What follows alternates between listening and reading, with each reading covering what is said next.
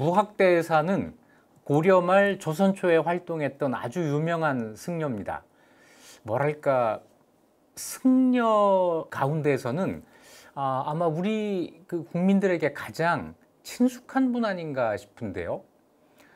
옛날 이야기가 많아요. 무학이 주인공인 옛날 이야기가 많죠. 무학대사가 살았을 때 어떤 일을 했는지 한번 살펴보겠습니다. 무학대사 하면 가장 먼저 떠오르는 이미지가 풍수에 밝았다, 이거죠. 그래서 조선이 건국된 다음에 한양으로 수도를 옮길 때 그 천도 과정에서 터를 잡고 뭐 이런 역할을 많이 했다, 이렇게 알려져 있습니다. 그리고 굉장히 많은 이야기의 주인공, 옛날 이야기의 주인공이 되어 있는데, 역시 뭘 해야 될까요? 그게 사실이야? 이런 질문을 던져보는 거죠. 우리가 알고 있는 무학은 어떤 사람일까? 이것과 함께 또 한 가지 질문은, 우리가 무학을 그런 사람이라고 어떻게 해서 알게 된 거지? 이겁니다. 자, 여러분은 무학대사에 대해서 어디서 듣고 지금 알게 된 거죠? 이 질문을 한번 던져보는 겁니다. 무학대사의 이름부터 한번 살펴볼까요? 무학대사라고도 하고 자초라고 하는 이름도 가지고 있습니다. 그래서 뭔가 갖추어서 쓸 때는, 제대로 그 이름을 쓸 때는 무학자초 이렇게 쓰게 되는데요. 이 무학과 자초 둘 가운데 이름은 승려로서 갖는 이름, 이걸 법명이라고 하는데, 법명은 자초입니다. 이름은 자초고, 그럼 무학은 뭐죠? 이거는 호예요. 우리 퇴계 율곡한 호, 이 호가 무학이고, 이황, 이하는 이 이름이 말하자면 자초인 겁니다. 대체로 스님들을 부를 때는 법명을 불러요. 호를 부르지 않고 이름을 부릅니다. 예를 들어서 원효가 이름이죠. 고려시대 유명한 승려 가운데 진울이 있는데, 진울도 법명, 이름입니다. 다 이름을 부르는데, 아주 예외적으로 고려시대 승려 가운데에서는 예외적으로 이 무학은 자초라는 이름보다 무학이라는 호로 더 많이 불립니다. 제 강의에서도 무학이라고 했다가 어떤 때는 자초라고 했다가 이렇게 될 텐데, 사실은 뭐 같이 쓰이는 말이다, 같은 사람이다, 미리 알아두시면 좋겠습니다. 저는 무학이라고 할 텐데, 사료에 따라서 실록 같은 사료에는 자초라고 나오는 경우가 꽤 많이 있어서 그 사료를 읽을 때는 자초라고 읽게 될 겁니다. 그런데 이게 어떻게 보면 유행인 것 같아요. 고려시대까지는 전부 호가 아니라 이름을 부르는데, 스님들을 부를 때 조선시대로 넘어오면 이게 좀 달라지는 것 같습니다. 예를 들어서 서산대사, 호예요. 휴정이라고 하는 법명이 있는데 거의 사용하지 않죠. 서산휴정 가운데 호를 많이 쓰고, 사명대사도 유정이라는 법명이 있는데 유정이라고 거의 안 하고 사명이라고 하는 호를 많이 써요. 그러고 보면 고려시대까지는 이름을 부르고 조선시대에는 호를 쓰고, 뭐 이런 가설도 하나 만들어질 것 같은데, 글쎄 정확한 건 저도 잘 모르겠습니다. 자, 무학은 어쨌든 고려시대 승려니까 자초라고 불려야 더 옳은데, 그래서 실록 같은 자료에는 자초라고 많이 나오는데 요즘 우리는 주로 무학이라고 부른다. 요 정도 정리하고 넘어가겠습니다. 옛날 이야기 몇 개를 먼저 해볼까요? 지금 경복궁 자리, 조선이 한양으로 수도를 옮기고 궁궐 자리를 잡을 때 지금 경복궁 자리를 잡는 이 이야기가 이렇게 전해져 내려옵니다. 아주 먼 옛날입니다. 신라말 고려 초까지 이게 올라가는데, 신라말의 승려 도선이 비기, 도선비기라고 하는 책을 남겼어요. 여기에 어떤 내용이 있느냐? 왕씨를 잇는 자는 이씨이고 한양에 도읍한다. 그러니까 고려가 건국된 뒤에 이미 이야기를 한 거네요. 왕씨가 나라를 세우자마자 벌써 도선이 왕씨 다음에는 이씨가 왕이 된다. 그리고 한양에 도읍을 한다라고 하는 어마어마한 예언을 한 겁니다. 500년 뒤의 예언을 이때 한 거죠. 고려 왕실 사람들이 이 말을 계속 믿었던 거예요. 우리가 망하고 이씨가 왕이 된단 말이야? 못하게 해야지. 당연히 그랬겠죠. 그래서 그런 작업을 벌입니다. 고려 중엽에 윤관을 시켜서, 그 윤관입니다. 구성을 세웠던 그 윤관을 시켜서 지금 서울 백악산 남쪽에서 지세를 관찰해서 오얏나무를 심고, 그 나무가 어느 정도 자라면 그때마다 베어내서 이씨의 기운을 억눌렀다. 그 이씨가 오얏 이씨잖아요. 오얏나무를 심었다가 어느 정도 자라면 베내고 또 자라면 베내고 해가지고 이씨가 성하는 것을 계속 막았다는 거예요. 자, 그런데 그럼에도 불구하고 조선이 건국이 됐잖아요. 조선이 나라를 선양받고 이성계가 공양왕으로부터 왕위를 양보받았다. 이걸 선양이라고 하죠. 이래서 왕이 되고 조선을 건국했다. 이렇게 되는 건데, 이 다음에 승려 무학에게 도읍지를 정하게 했다. 그랬더니 무학이 백운대에 올라가서 맥을 찾아서 만경대에 이르고 서남쪽으로 향해서 비봉에 이르렀는데, 지금 저 북한산 비봉, 그걸 이야기하는 겁니다. 비봉이 왜 비봉일까요? 봉우리가 뭐 날아가는 모습 같아서 비봉일까요? 네, 아닙니다. 그 봉우리 위에 비석이 있었어요. 비석. 이게 나중에 알려지기로, 뭐 우리도 지금 알고 있죠. 신라 진흥왕의 북한산 순수비가 거기 세워져 있었는데 그 비석이 아래에서 보였어요. 그래서 봉우리 이름이 비봉이 됐던 겁니다. 자, 비봉에 이르렀는데 그곳에 비석이 한 개가 있었고, 이걸 읽어보니까, 비석에 새겨져 있는 글씨를 읽어보니까 크게 무학 오심도차 6글자가 새겨져 있었다는 거예요. 무학 오심도차라는 건 무슨 뜻이냐면, 무학이 길을 잘못 들어서 여기에 이르리라 하는 뜻이에요.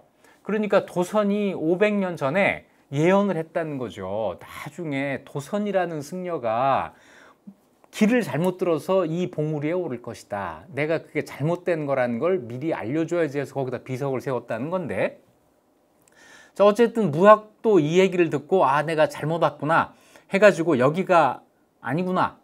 왜 그 나폴레옹이 한 유명한 말 있잖아요. 여기가 아닌게벼. 그래서 이제 다 그 군인들이 다 이제 뒤로 돌아가지고 다 가서 이제 다른 봉우리로 갔는데, 나폴레옹이 또 이런 말을 했다는 거 아닙니까? 아까 거기가 맞는 게벼. 다시 또 거기까지 갔다는 이야기 같은 거짓말이 있습니다만, 자, 도선이 세운 이 비석을 보고 무학이 길을 바꿔서 만경대 남쪽 맥을 따라서 곧장 백악 아래에 당도했다. 백악, 이게 지금 북악산이에요. 북악산의 조선시대까지 이름이 백악이거든요. 이 아래에 터를 잡아서 여기에 궁궐터를 잡은 거예요. 이게 경복궁터다라고 하는 건데, 보니까 그게 고려 중기에 윤관이 오얏나무를 심었던 바로 그것이더라. 뭐가 이렇게 숨이 쌍관하게 막 이야기가 서로 맞아 돌아가는 그런 느낌이 있지 않아요? 그래서 여기에 경복궁터를 정한 사람이 무학이다 라고 하는 이야기가 전해 내려오는 거죠. 이 이야기는 어디에 있는 거냐면 그 유명한 이중환의 택리지에 나오는 이야기입니다. 두 번째 이야기는 왕십리 전설입니다. 왕십리, 갈 왕자, 십리, 십리를 가라 해가지고 왕십리라고 하는 마을 이름이 생겼다는 것인데요. 이건 또 이렇게 돼 있습니다. 이성계가 조선을 세운 후에 천도를 추진하면서 무학에게 새도읍지를 찾게 했다. 명령을 받은 무학이 한양에 와서 터를 보는데 저쪽 밭에서 어떤 노인이 소를 끌고 쟁기질을 하면서 소한테 이런 말을 하더라는 거예요.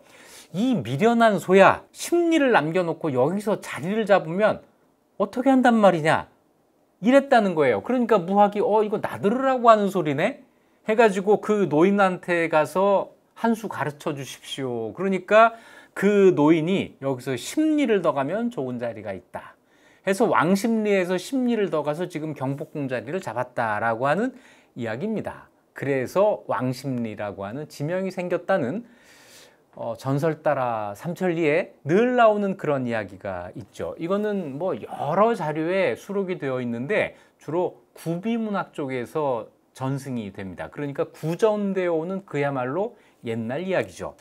한 가지 더 할까요? 무학 얘기 재밌죠. 그런데 아무리 재밌는 이야기도요, 이런 데서 공부하듯 하면 또는 제가 이야기하면 재미가 없어지는 그런 마법이 또 있습니다. 자, 한 가지만 더 하겠습니다. 이거는 그 유명한 열려실기술이라는 책에 나오는 이야기입니다. 태조가 무학을 불러들여 도읍을 정할 땅을 물었다. 어디가 좋으냐? 그랬더니 무학이 한양에 이르러 말하기를 인왕산을 진산으로 삼고, 지금 저 인왕산을, 진산이라는 것은 뒤에 기대는 산이에요. 인왕산에 기대서 그 정면을 바라보고 백악과 남산이 좌우에 용과 호랑이가 되어야 합니다. 좌청룡 우백호란 말 하잖아요. 그러니까 인왕산을 뒤로 놓고 보면 백악이, 그러니까 북악산이 좌청룡이 되고, 더 돌아서 지금 남산이 우백호가 되는 좌청룡 우백호가 만들어지는 하나의 공간이 생기게 됩니다. 자, 이렇게 해야 됩니다. 그랬더니 그 앞에 있던 정도전이 반대를 했다는 거예요. 정도전의 반대는 옛날부터 제왕은 모두 다 남쪽을 바라보는 것이다. 북쪽에서 남쪽을 바라보는 것, 이게 제왕의 방향이거든요. 왕이 동양을 했다는 말은 내가 아직 들어보지 못했다 해서 무학이 지정한 그 자리를 반대를 해요. 그래서 결국은 그렇게 도시가 만들어지질 못했죠. 무학이 패배를 했는데, 패배한 무학의 뒤끝이 장렬합니다. 내 말을 따르지 않으면 200년 뒤에 내 말을 반드시 생각하게 될 거다. 후회하게 될 거야 하는 거죠. 신라 의명대사라는 사람이 일찍이 말하기를 한양에 도읍을 택할 때 정시성을 가진 사람이 시비를 걸면 5세를 지나지 못해 왕위를 찬탈당하는 화가 일어날 것이며 200년 만에 전국이 혼란스러운 난리가 올 것이다 라고 한 말이 있습니다 라고 무학이 얘기했다는 거예요. 이 의명대사 정말 대단해요. 신라 사람이 단종과 세조의 그 불미스러운 일, 계유정난을 예언했고, 조선 건국한 200년 뒤에 임진왜란이 일어날 것까지를 정확하게 지금 예언을 한 거죠. 무학이 이 이야기를 전했다라는 겁니다. 자, 이건 너무나도 정확하게 적중했어요. 5세라고 하는 게 단종이 태조로부터 계산해서 5세가 되거든요. 그리고 임진왜란이 조선 건국부터 꼭 200년, 1392년 건국, 1592년 임진왜란이니까 1년도 틀리지 않는 200년입니다. 예언이 너무 정확하게 맞죠? 그러면 우리는 어떻게 해야 됩니까? 용한 스님이야, 이래야 돼요? 아니죠. 그 예언은 이미 그 일이 일어난 다음에 만들어진 것이다. 결과를 아는 사람이 예언을 만들어내는 거는 이 세상에 그렇게 쉬운 일이 없어요. 이건 뒤에 만들어진 이야기다. 이렇게 생각을 해야 되겠죠. 그러면 앞에 두 이야기는 어떨까요?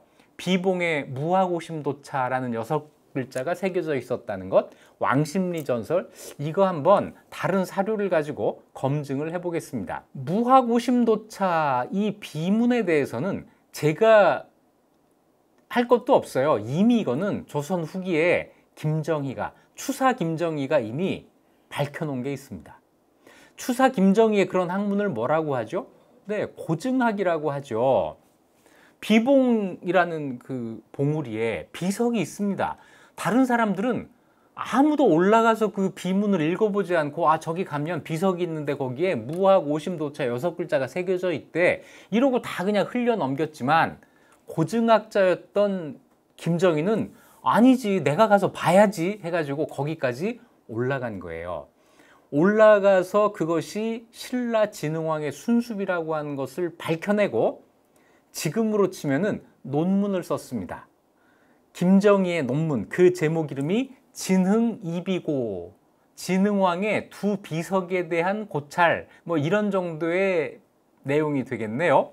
이 진흥왕 순수비 가운데 저쪽 함경도에 있는 함흥에 있었던 황초령비와 북한산비 2개에 대한 고증입니다. 그래서 2B 고가 되는데, 자, 다 논문 마무리에 이렇게 정리를 해놨어요.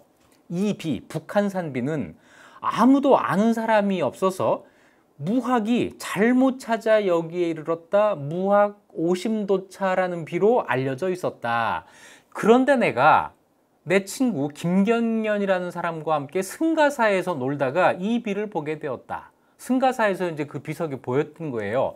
저게 뭐지? 해가지고 올라간 거죠. 올라가 봤더니 이거 정말 어떻게 올라갔나 지금 상상해 보면 좀 끔찍해요. 지금도 이 비봉 올라가기가 만만치 않습니다. 올라가는 건 어떻게 올라가는데요. 올라가면 내려올 때 굉장히 후회하게 돼요. 난간도 없고요.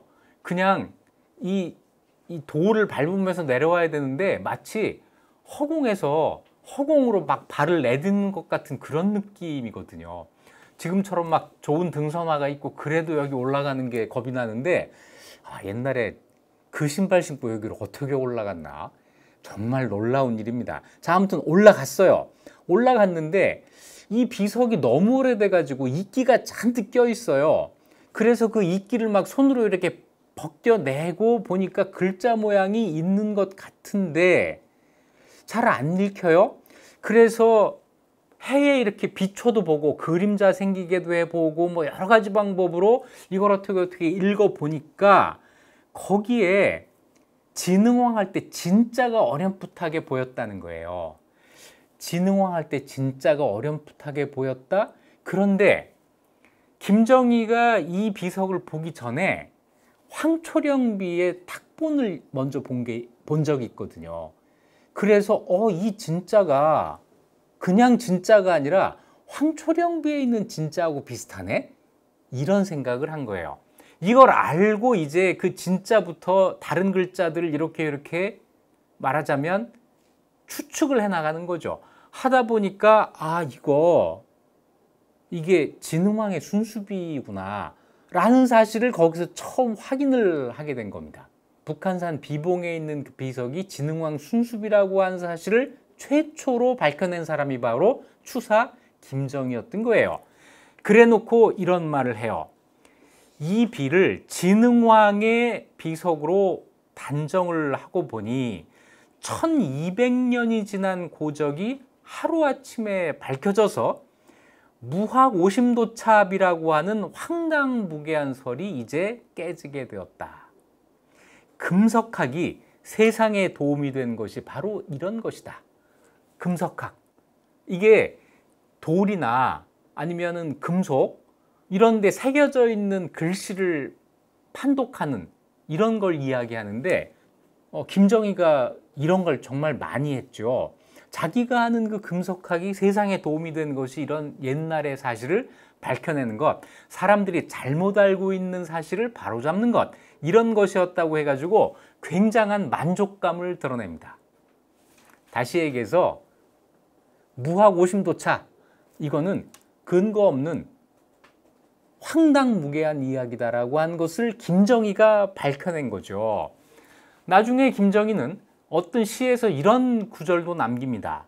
초선은 정도할 때 참여하지 않았는데, 초선이 누구냐면 자초선사, 무학을 이야기해요. 무학은 정도, 도읍을 정할 때 참여하지 않았다 라고 하는 사실을 김정희가 밝혀낸 겁니다. 자, 그러면 아까 팽리지에 나오는 그 이야기는 어떻게 된 거죠? 네, 만들어진 이야기죠. 근거 없이 만들어진 이야기이고 근거 없이 많은 사람들이 오랫동안 믿어온 이야기일 뿐입니다. 역사적인 사실과는 거리가 멀다. 이게 분명해지는 거죠. 두 번째 이야기에서 왕십리 전설은 어떤 걸까요? 이거는 제가 이색의 모근시고를 읽으면서 그 이야기가 아니라고 하는 이 사실을 한번 밝힌 적이 있는데요. 모근시고에는 이색이 지은 4,000편이 넘는 시가 수록이 되어 있습니다. 이걸 제가 언제 한번 쓰여진 순서대로 전부 한번 정리해 본 적이 있어요. 각 시가 언제 쓰여진 것인지를 정리해 본 적이 있는데 1382년 우왕 8년 10월에 쓴 시들이 있습니다. 이때 이색이 개경에 살다가 남경, 그러니까 지금 서울로 한번 여행을 온 적이 있습니다. 이 여행을 오게 된 이유는 이런 거예요. 1382년 8월 달에 우왕이 한양으로 수도를 옮긴 적이 있어요. 짧게 있었지만 일단 천도를 한번 했던 겁니다. 그래서 우왕이 9월 27일 날 한양에 와요. 이색이 왕을 따라서 10월 초에 개경을 출발해서 남경, 여기를 왔는데 그 시에 날짜가 있어서 일자별로 그 동선을 파악할 수가 있습니다. 자, 그거에 따르면 10월 초에 개경에서 출발해서 한양에 도착을 했고 10월 11일 날 도미원이라는 데 도착합니다. 도미원이 어디냐면 지금의 하남이에요. 하남에서 이제 내려온 겁니다. 한강을 따라서 내려와요. 10월 13일 날 광진에 옵니다. 하남에서 광진까지. 그리고 10월 14일 날 등무포라고 하는 데가 나오는데 이게 지금의 두모포예요. 두모포에 이르러서 어떤 기록이 있느냐, 남경 동촌 왕신민사에서 하룻밤을 묵었다. 왕신민사, 이때 이 왕심, 요것이 동네 이름이죠. 두모포, 지금 옥수동 근처잖아요. 옥수동 근처에서 왕신리까지 가깝죠. 그러니까 배를 타고 내려온 거예요. 배를 타고 두모포에 내려서 조금 더 북쪽으로 올라가서 왕심리라고 하는 동네의 민사에서 묵었다는 거거든요. 한자가 달라요. 왕심입니다. 고려시대에 왕심이라고 하는 지명이 있었던 거죠. 다시 얘기해서 무학 때문에 왕십리라고 하는 지명이 새로 생겼다? 자, 팩트체크. 아니었다라는 겁니다. 자, 그렇다면 그 왕십리 전설은 어떻게 된 거죠? 네, 그것도 뒤에 만들어진 것이다. 역사적 사실이 아니다라는 걸 알 수가 있죠. 자, 어떻습니까? 무학을 주인공으로 하는 재밌는 이야기들이 있는데 이것이 역사적인 사실이 아닐 수도 있겠다. 이런 의심이 충분히 들죠. 자, 그렇다면 이제 무학대사에 대해서 제대로 공부를 해봐야 되겠죠. 자, 무학대사에 대해서 공부를 시작해 보겠습니다. 자, 가장 먼저 뭘 해야 될까요? 자료를 수집해야죠. 무학대사에 대해서 어떤 사실을 알려주는 자료를 전부 수집을 해야 될 겁니다. 가장 먼저 어떤 책을 봐야 되겠죠? 네, 무학이 고려 말의 승려니까 고려시대 자료, 고려사 저료, 이 책을 봐야 될 겁니다. 과연 거기에 무학이 어떻게 등장하는지. 자, 고려사와 고려사 저료를 보면 딱 한 번 등장해요. 그 책에 무학 또는 자초라는 이름이 딱 한 번 등장합니다. 고려가 망하기 2달 전 1392년 5월 달에 공양왕, 왕과 왕비가 자초를 인견했다. 자초를 불러 만났다라는 뜻이에요. 이때 무학이 왕명을 듣고 궁궐에 가서 왕과 왕비를 만났다라고 하는 요 짧은 문장이 유일하게 고려사 저료에 나오는 무학의 행적입니다. 자, 고려사는 그렇고 그 다음에 어디에 또 나오냐면 무학이 살아있을 때 무학과 아마 교류했을, 알고 지냈을 사람들의 글, 이게 있을 수가 있죠. 그래서 고려 말 문인들의 문집에서 무학 또는 자초를 찾아야 할 텐데 이걸 찾아보면 이색의 목은집과 권근의 양촌집에 무학의 이름이 나옵니다. 나오긴 하는데 그렇게 많이 나오지는 않아요. 자, 이 문집의 출연 빈도는 교류의 빈도와 비례합니다. 다시 얘기해서 알고 지내긴 했는데 아주 친하게 지내지는 않았다라고 하는 이런 느낌을 줄 정도의 빈도예요. 셋째로는 어떤 자료가 있냐면 고려 말에 무학이 살아있을 때 만들어진 여러 가지 불교 관련 비석들, 불교 관련 자료들이 있습니다. 여기에도 무학의 이름이 간간히 보여요. 자, 이것도 활용을 하고, 자, 그 다음에는 조선이 건국된 다음에 무학이 태종 때까지 살아서 활동을 했으니까 태조실록, 정종실록, 태종실록 이 실록들을 봐야 되겠죠. 자, 실록 모으고, 그리고 무학대사에 대한 연구에서 가장 중요한 자료라고 할 수 있는 것이 바로 무학대사 입적한 다음에, 무학대사가 돌아가신 다음에 만들어진 비석입니다. 이 비석에 무학대사의 어떤 생애를 쭉 기록해 놓은 비문이 있겠죠. 이걸 변계량이라고 하는 사람이 쓰는데, 무학대사 비문은 지금 태종실록에도 원문이 그대로 실려 있어서 이걸 확인해 볼 수 있습니다. 가장 중요한 자료죠. 그리고 무학대사가 입적한 다음에는 무학대사에 대한 기록이 거의 안 보여요. 안 보이다가 200년 정도 뒤에 임진왜란 지나고 나서부터 다시 여러 자료들에 무학대사 이름이 보이기 시작합니다. 200년의 공백이 있는 거예요. 1600년대 17세기 이후에 여러 가지 문집, 야사 이런 데 무학이 등장합니다. 이럴 경우에는 당연히 그 200년의 공백에 대한 의문을 가져야 돼요. 그러니까 조선 초에 있었던 어떤 기록이 계속 전승되면서 조선 후기까지 간 게 아니고, 조선 초기에 있던 어떤 이야기가 200년 동안 뚝 끊어졌다가 200년 뒤에 다시 등장했을 때 과연 200년 뒤에 다시 등장한 이 자료 기록의 근거가 무엇인가라는 의문을 당연히 가져야 되는 거죠. 여기에서 자료 왜곡의 가능성이 얼마든지 있다라는 이런 생각을 해볼 수가 있습니다.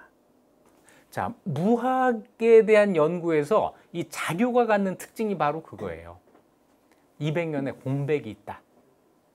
자, 이 점을 유념하면서 무학에 대해서 한번 조사를 해보겠습니다. 자, 무학은 고향이 어디일까요? 네, 경상도 삼기현에서 출생했다 이렇게 되어 있는데요. 이 삼기현은 지금 합천군 삼가면이라고 하는데요. 고려 말 조선 초에 삼기현과 가수현 두 개를 합쳐가지고 삼가현이 됐고, 이게 지금 면 이름으로 남아있는 건데, 조선 초까지도 이 삼기현은 그 옆에 있는 합주, 지금 합천이죠. 합천의 속현으로 있었어요. 그러다가 1394년에 무학이 왕사가 된 다음이죠. 이때 왕사 무학의 본향이다, 무학의 고향이다라고 하는 이유로 삼기군으로 승격이 됩니다. 현에서 군으로 승격이 되고 지방관이 파견됩니다. 다시 얘기해서 이제 속현에서 벗어나게 된 거죠. 그 지방에서 태어난 사람 때문에 그 지방의 격이 높아졌다고 하는 거니까 이 시점에서 무학이 얼마나 대단한 대접을 받았는지 하는 것을 알 수가 있죠. 성은 박씨예요.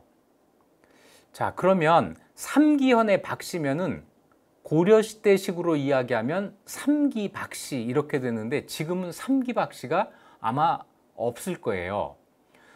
고려 초에 토성을 분정하면서 각 군현별로 토성이 생기게 됐고, 삼기현에는 5개의 토성이 있었습니다. 박씨, 염씨, 오씨, 조씨, 공씨 이랬거든요. 그러니까 이 5개의 성이 삼기현에서 향리를 계승하면서 이 현의 지배층으로 계속 유지가 되었던 것인데, 조선시대에 들어와서 이제 삼기라고 하는 본관은 없어지고 다른 군현의 본관으로 바뀌게 됐을 거예요. 자, 이걸 보면 무학대사의 조상은 삼기현의 향리였을 것이다, 이렇게 예상할 수가 있죠.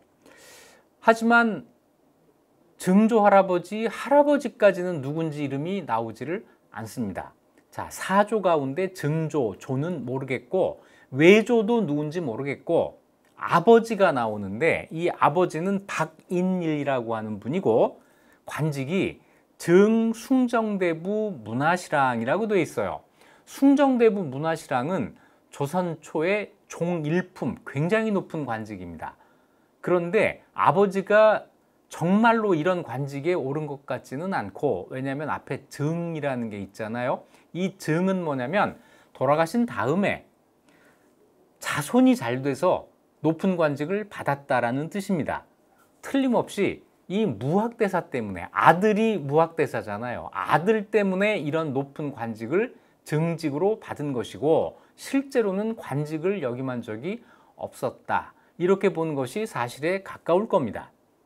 자, 다시 얘기해서 무학대사의 출신은 속현, 삼기현의 향리 집안에서 태어났다. 이 정도로 정리를 하면 될 것 같습니다.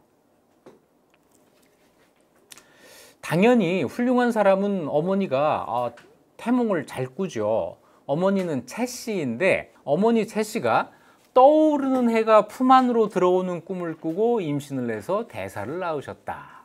그런데 어릴 때부터 비범했어요. 강보를 벗어났을 때부터 다니면서 청소를 하셨고, 이건 좀 특이하죠. 강보 포대기인데 여기서 벗어났다는 거는 이제 걸어 다니면서부터 이런 뜻입니다. 걸음마를 배울 때부터 이분이 한 일이 청소라뇨? 청소 잘하는 사람은 뭔가 큰 인물이 될 그런 상인가 보죠.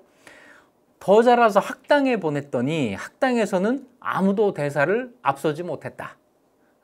물론 무학대사 돌아가신 다음에 지어진 비문에 나오는 얘기라서 뭐 묻지마 미화가 조금은 있을 법도 하죠. 원래 비문은 그렇게 짓는 거니까요. 자, 그래도 이 정도면 뭐 비범한 아이였다 이 정도지만 아주 특별하다 이런 거는 없는 거죠. 그리고 그 청소년기도 그냥 별 다른 일 없이 지나갔던 것 같습니다. 그러다가 18살에 출가를 해요. 18살이면은 이제 고려 거의 후기, 고려 말기 정도가 되는데, 고려 시대에는 이 향리 집안의 아들 정도가 되면 서로 출가하려고 합니다. 스님이 된다고 한 것이 고려에서는 굉장히 뭐랄까 영광스러운 일, 뭐 이렇게 간주가 되기 때문에, 그래서 국가에서는 어떤 일까지 있냐면은 향리 아들들이 너무 많이 출가하면 안 된다. 왜냐하면 이 스님들은 군대도 안 가고 세금도 안 내고 그러잖아요. 이렇게 되다 보니까 국가에서는 향리의 아들들의 경우 아들 셋이 있을 때 그 중에 하나가 출가할 수 있다고 하는 제한을 둬요. 서로 출가를 하려고 했다는 뭐 이런 세태를 반영하는 거죠. 자, 어쨌거나 형제가 어떻게 됐는지는 모르겠는데 무학대사 18살에 출가를 해요. 여기까지도 그렇게 뭐 특별한 이력이 아닙니다. 그러다가 조금 특별해지기 시작하는 것이 27살 때부터예요. 27살이 되는 해에 원나라 수도 연경으로, 대도, 지금의 북경인데 여기로 유학을 갑니다. 물론 그때는 고려의 스님들이 원나라로 유학을 많이 갔기 때문에 이것도 뭐 아주 대단히 특별한 일은 아니지만, 그래도 유학을 가는 사람이 안 가는 사람보다는 훨씬 적을 때니까 뭔가 남다른 일이긴 하죠. 유학을 가서 기연을 만나게 됩니다. 이제 불교식이니까 기연 이런 말이 이제 통하게 되네요. 연경에 가서 누구를 만났느냐면 지공이라는 스님을 만나는데, 이 지공 스님이 정말 특별해요. 지공은 인도 사람입니다. 인도의 승려인데 고려까지 온 적이 있어요. 인도 승려가 원나라를 거쳐서 고려까지 와요. 그래서 지금 양주에 있는 회암사라는 절 있잖아요. 회암사를 보고 여기가 인도에 있는 내 고향, 거기 있는 나란타사라는 그 절하고 똑같네 해가지고 거기에다가 회암사라는 큰 절을 중창을 했다는 거예요. 그래서 이 인도 출신의 지공이 고려 불교에 작지 않은 영향을 미쳐요. 그리고는 이제 원나라로 돌아가서 연경에 있었는데, 이 지공을 무학이 만난 겁니다. 만나서 이렇게 말을 했다고 해요. 3800리를 와서 화상의 얼굴을 직접 뵙습니다. 이렇게 인사를 했더니 지공이 뭐라고 대답하냐면, 고려 사람 모두가 죽겠구나. 이런 그 밑도 끝도 없는 이런 이야기, 이런 거 이제 선문답이라고 하죠. 이렇게 지공 대사가 이야기했을 때 주변에 있는 사람들은 전부 허락한다는 말씀이구나 이렇게 알아들었다는 거예요. 저는 지금도 이게 무슨 얘기인지 모르겠는데요. 왜 갑자기 고려 사람 모두가 죽겠구나 하는데 이게 허락이 되는 거죠? 자, 내 문화로 받아들인다라고 하는 이런 허락이 내려졌다는 거예요. 그래서 사람들이 모두 놀랐다. 이게 첫 번째 기원이고요. 자, 기원이 여기서 끝나지 않아요. 지공대사를 만나고 그 다음에 역시 연경에서 나옹을 만납니다. 나옹.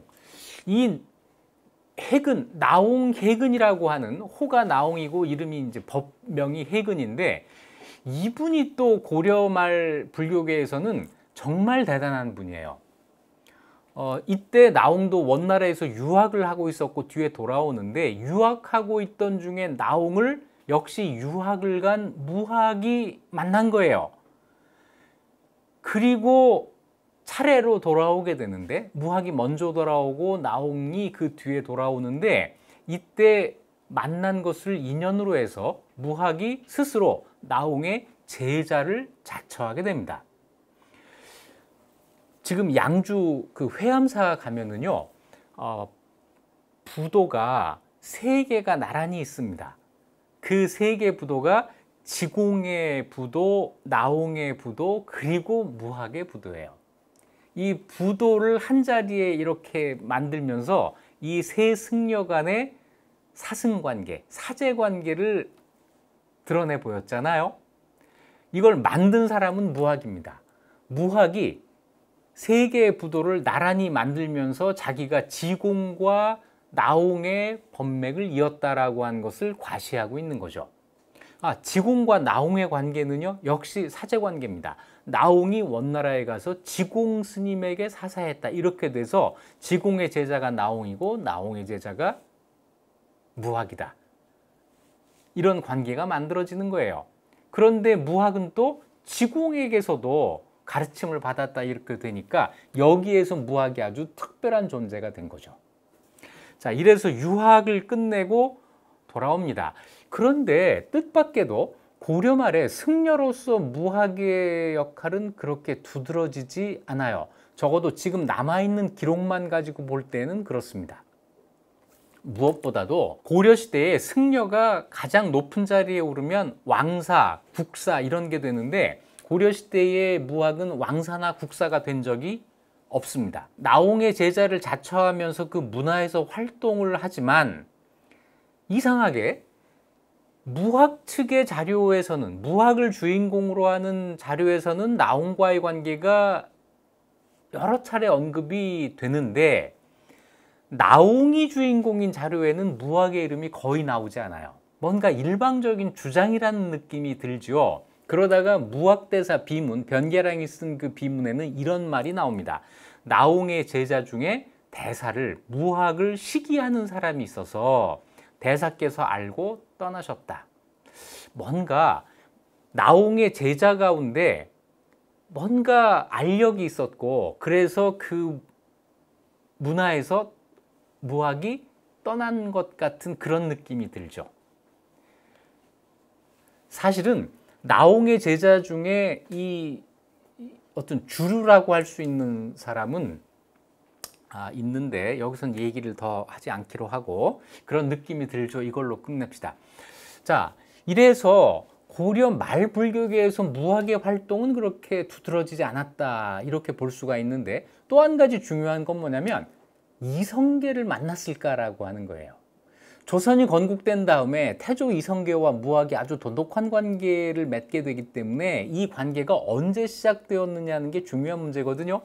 과연 이성계가 왕이 되기 전에 무학을 만났을까? 고려 말에 만났을까? 이런 의문을 갖게 되는데 적어도 믿을 만한 기록에서는 만났다는 사실을 확인할 수가 없습니다. 이성계는 아주 독실한 불교 신자였어요.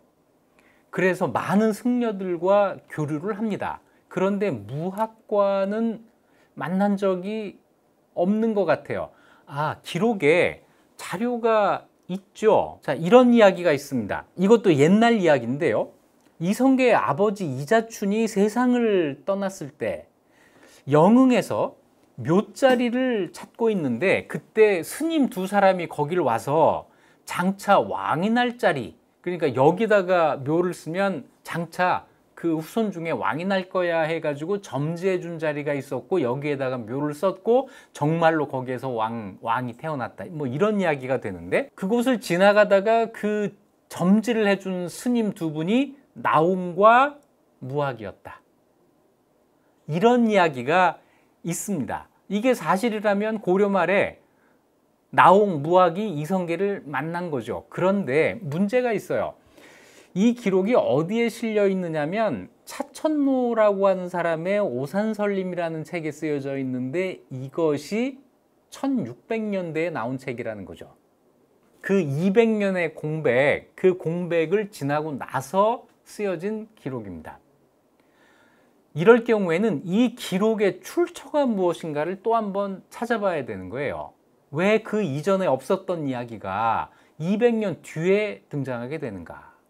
200년 전 어떤 출처에서 찾아서 이걸 쓰게 된 것인가를 확인해야 되는데 이게 확인되지를 않습니다.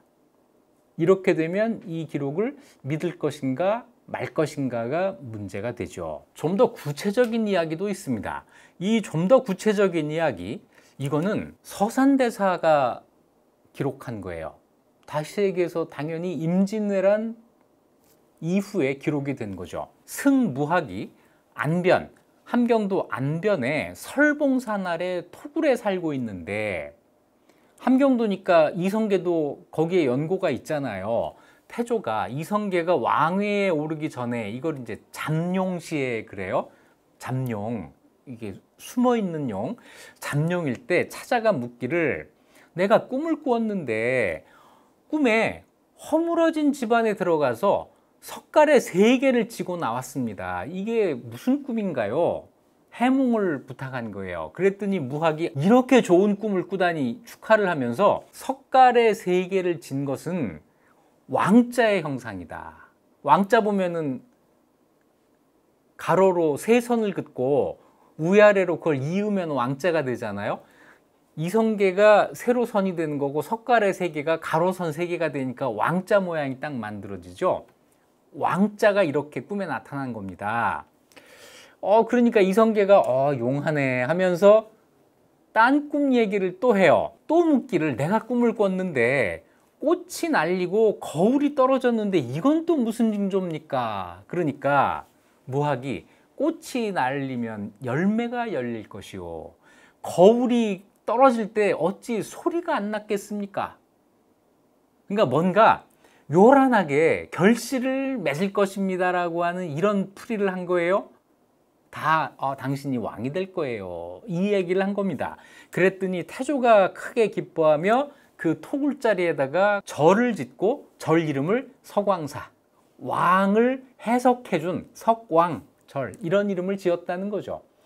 사실은 석왕사라는 절이 있었고 이 석왕이란 이름 때문에 이런 이야기가 만들어진 것 같은데 이것도 역시 200년 공백 뒤에 만들어진 이야기입니다. 하나 더 해볼까요? 재밌는데요. 자, 안변에 살 때 이 해몽 이야기가 또 하나가 나옵니다. 이성계의 꿈에 여러 집의 닭이 일시에 울고, 닭이 막 일시에 울었다는 거예요. 허물어진 집에 들어가서 석가라 3개를 지고 나왔고 꽃이 날리고 거울이 떨어지고, 이런 꿈을 막 동시에 꾼 거예요. 놀라 깨었더니 웬 노파가 그 옆에 있더라는 거죠. 이건 또 무슨 시츄에이션이에요? 낮잠을 잤나? 그 노파는 뭐 하는 노파죠? 그래서 그 노파한테 당장 내가 이런 꿈을 꿨는데 이게 무슨 징조요? 라고 물으려고 하자 노파가 만류하면서 스톱! 말하지 마십시오! 하면서 장부의 일은 보잘것없는 여인네가 알 바가 아닙니다. 서쪽으로 가면 설봉산 굴안에 기이한 스님이 계시니 가서 물어보십시오 해가지고 이제 이 꿈을 가지고 갔다는 거예요. 아까 그 서산대사의 그 얘기보다 좀 더 뭔가 스토리가 꾸며져 있죠. 꾸며져 있다는 거는 그 뒤에 더 뭔가를 덧붙였다는 얘기인데, 어쨌거나 그래서 이제 태조가 찾아가서 예를 행하고 물으니 스님이 말하기를, 여러 집의 닭이 일시에 운 것은, 닭이 어떻게 울어요? 꽃기호 하고 울잖아요. 고귀위, 고기위 높은 자리, 높고 귀한 자리라고 하는 걸 여러 닭이 동시에 합창을, 그렇죠, 떼창을 했다는 겁니다. 그러니까 당신이 높고 귀한 자리에 오를 것이요 라고 하는 이런 계시가 있었다는 거예요. 이거 어디 나오지 않았어요? 맞아요. 대량원군이 꾼 꿈에 고기위가 있었잖아요. 이거 세상이 다 아는 이야기를 여기다 갖다 붙여준 거 아니겠어요? 어떻게 대량원군, 고려 현종이 꾸었던 꿈을 이성계가 몇백 년 뒤에 똑같은 꿈을 또 꿉니까? 그 이야기를 또 하나 갖다 붙인 거예요. 그 다음에 이제 세석가래를 진 것은 왕자고, 꽃이 떨어지고 거울이 떨어진 것은 왕이 될 징조이니 입 밖에 내지 마시오 라고 해몽을 해줬다는 거죠. 자, 이래서 이성계가 왕이 되기 전에 고려 말에 이성계가 무학을 만났다라는 이야기들이 있지만, 이거는 역사적으로 증명되는 이야기는 아닙니다. 만들어진 재미있는 이야기일 뿐이죠. 그래서 지금까지는 고려 후기에 이성계가 왕이 되기 전에 이성계가 무학을 만났다는 근거는 없다라고 판정을 해야 옳겠죠. 그러다가 조선이 건국되고 무학이 화려하게 등장합니다. 변계량이 지은 무학대사 비문에는 1392년 10월에 무학을 개경으로 불렀다라는 기록이 있습니다. 10월이면은 조선이 건국된 지 석 달 뒤에요. 이성계가 조선 건국하고 석 달 뒤에 무학을 개경으로 불렀다라는 거죠. 태조실록에는 10월 9일에 무학을 왕사로 삼았다 이런 말이 있습니다. 고려 시대에도 되지 않았던 왕사를 조선이 건국된 다음에 된 거예요. 이래서 왕사가 되니까 당연히 국왕이었던 이성계를 자주 만나게 되겠죠. 자, 왕사가 된 다음에 무학이 어떤 역할을 했는가, 여기에 대해서 태조실록과 무학대사 비문은 조금 다른 설명을 합니다. 먼저 태조실록에는 이런 말이 나와요.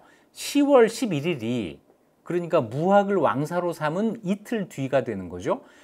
마침 태조의 생일이었으므로 건국 당시 처벌받은 고려의 구신들을 사면했다. 뭐 이색을 비롯한 이 사람들을 사면했다는 거예요. 요런 기록만 나오는데 무학대사 비문에는 이 사면이 무학의 건의에 따른 것이었다라는 말이 덧붙어 있습니다. 실록에는 없는 말이 무학대사 비문에는 들어가 있는 거죠. 이럴 경우에는 이 기록을 믿을지 말지 한번 생각을 해봐야 돼요. 태조실록에는 무학의 건의에 따른 것이었다 이런 말은 나오지 않고 오히려 이런 기록이 있습니다.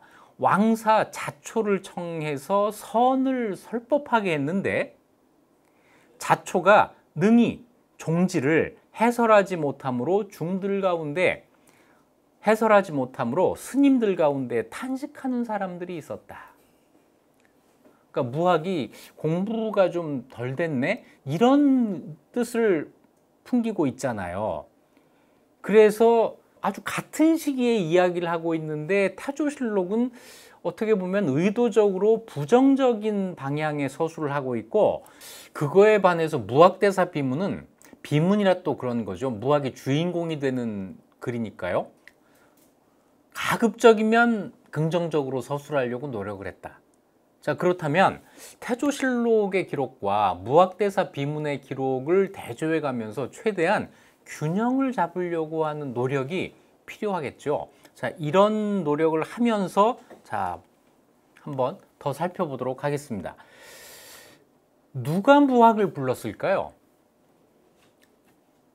태조가 불렀죠. 이성계가 불렀죠. 그런데 옛날에는 모든 일을 왕이 했다고 뭐 하는 수도 있으니까 이성계가 부르지 않고 다른 사람이 불렀는데도 이성계가 부른 것처럼 이렇게 기록될 수도 있으니까 한번 더 따져볼 필요가 있는데요.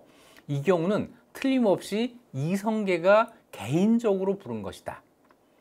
거의 확실합니다. 왜냐하면 조선을 건국했을 때 그 관리들의 분위기를 생각해 보죠. 고려 말에 불교를 배척하고 우리 흔히 이야기하는 그거 있잖아요. 숭유, 억불 이런 걸 내세우고 세왕조를 만들었단 말이에요. 이 사람들이 스님을 불러다가 왕사로 삼는다? 이런 생각할 수 있었을까요? 왕사로 삼는 이 문제를 가지고 고려 말에 한번 사건이 터진 적이 있었습니다. 1390년, 그러니까 고려가 멸망하기 2년 전에 공양왕이 찬영이라는 스님을 불러서 왕사로 책봉하려고 한 적이 있어요. 이때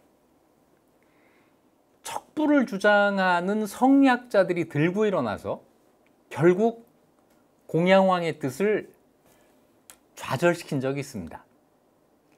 왕사를 임명하는 것이 안 된 거예요. 그런데 심지어 고려가 망하고 조선이 건국된 다음에 무학을 왕사에 임명하는 것이 가능했다? 이거는 새로 왕이 된 이성계의 강력한 의지가 아니면 도저히 안 될 일입니다. 또 있어요. 1390년에 같은 해입니다. 공양왕이 개경에 있는 연복사라고 하는 절의 탑을 새로 쌓으려고 한 적이 있습니다. 어떤 건축물을 새로 쌓는 것을 중창이라고 하죠. 그래서 연복사탑 중창인데 미수 사건이에요. 공양왕이 이걸 하려고 했는데 또 신하들이 벌떼처럼 일어나서 이걸 못하게 합니다. 그래서 연복사탑 중창이 미수로 끝나게 돼요. 이런 분위기입니다. 이런 분위기가 고려 말에 있었고 조선이 건국된 다음에 아마 더 강화가 됐을 텐데 무학이 왕사가 됐단 말이에요. 이거는 이 신하들을 모두 억누를 수 있는 어떤 힘, 강력한 힘, 이것이 작용하지 않았으면 불가능했을 것이다. 그 힘이라고 하는 것은 당연히 태조, 이성계의 고집, 이거겠죠. 누가 무학을 불렀을까? 태조가 불렀다. 왜 불렀을까? 이성계는 아주 독실한 불교 신자였어요. 조선이 건국된 다음에도, 그래서 조정에서는 숭유억부를 그렇게 막 내세우는데 개인적으로는 신앙생활을 계속했습니다. 내탕이라는 거는 왕실 재산이에요. 그러니까 이거는 내 재산이니까 내 맘대로 쓸 수 있어 하는 거죠. 그래서 이 자기 돈을 들여서 승려들을 공양하기도 하고, 부모의 기일에는 승려들을 모아서 불경을 읽도록 하기도 하고, 그러면서 이제 부모의 명복을 비는 이런 행사를 벌이는 거죠. 이거는 국가 재정이 아니고 내 돈으로 하는 거니까, 요즘 말로 하면 뭐예요? 내 돈 내 산이야. 그러니까 뭐라고 하지 마 해가지고 개인적인 신앙생활을 계속 했던 거예요. 그러면서 내가 개인적으로 의지할 수 있는 스님, 그 스님을 필요로 했던 거죠. 그렇게 해서 선택된 사람이 바로 무학이었던 거예요. 이성계의 개인적인 픽, 무학대사가 조선 건국 후에 화려하게 등장할 수 있는 첫 번째 요인입니다. 그런데 이것만이 아니었어요. 태조에게는 무학대사가 꼭 필요한 일이 있었습니다. 이거는 거꾸로 무학대사가 조선 초에 한 일을 살펴보면 알 수 있어요. 왜 태조가 무학을 불렀을까? 무학대사 비문에 의하면 무학대사가 한 일이 세 가지가 있습니다. 첫째는 천도 후보지에 동행한 일. 자, 천도를 하려고 여기저기 후보지를 다녔단 말이에요. 그때 무학대사가 동행을 했어요. 천도에 관한 자문이 필요했다. 이거 하나를 생각할 수 있고, 두 번째는 연복사라고 하는 절에 대장경을 안치하고 불사를 주관한 일, 이것이 무학대사가 한 일로 기록이 되어 있습니다. 연복사하고 관계가 있다라는 거죠. 세 번째로는 지홍과 나홍의 현창 사업을 주도한 일입니다. 이건 불교계의 일이에요. 그러니까 이 세 가지 가운데 첫 번째와 두 번째는 이성계가 필요로 한 일이고, 세 번째는 그거 해주는 대신 무학이 받아낸 일이라고 할 수 있죠. 그렇다면 이성계가 무학에게 필요로 했던 일, 이성계가 무학을 불렀던 것은 이 앞에 두 가지, 천도 후보지에 동행하게 한 것과 연복사의 불사를 주관하게 한 것과 이 두 가지라고 할 수 있는데, 먼저 연복사 얘기부터 해볼까요? 지금은 잊혀진 이름이지만 연복사라고 하는 절은요, 개경 시내 복판에 있던 절입니다. 개경에서 제일 큰 절이에요. 태조 왕건이 개경에 10개의 사찰을 지어서 10대 사찰이라고 하는데 그 중에 하나입니다. 건물은 1000칸이 넘고 중심 전각인 정전은 궁궐보다 화려했다라고 하는 평가가 있을 정도예요. 이 안에 3개의 연못과 9개의 우물이 있었고 5층 목탑이 있었는데, 이 연복사 5층 목탑으로 말할 것 같으면 높이가 200척이 넘는, 다시 얘기해서 60m가 넘는 거대한 탑이었다는 거죠. 그러니까 신라 서울 경주에 황룡사 9층 탑이 있다면 개경에는 연복사 5층 탑이 있다라고 할 정도로, 그렇죠, 랜드마크의 역할을 톡톡히 한 그런 탑입니다. 이 탑이 몽골과의 전쟁 때 불타요. 그래서 그 이후에 이 탑을 다시 만들기 위해서, 이 탑을 중창하기 위해서 노력을 하는데 공민왕도 시도했다가 실패를 했고, 그걸 공양왕 때 다시 하려고 한 겁니다. 공민왕이나 공양왕에게 연복사탑 중창이 갖는 정치적인 의미가 있어요. 그게 뭐냐면 태조 왕건의 정통성을 내가 계승했다는 것을 내외에 과시하는 겁니다.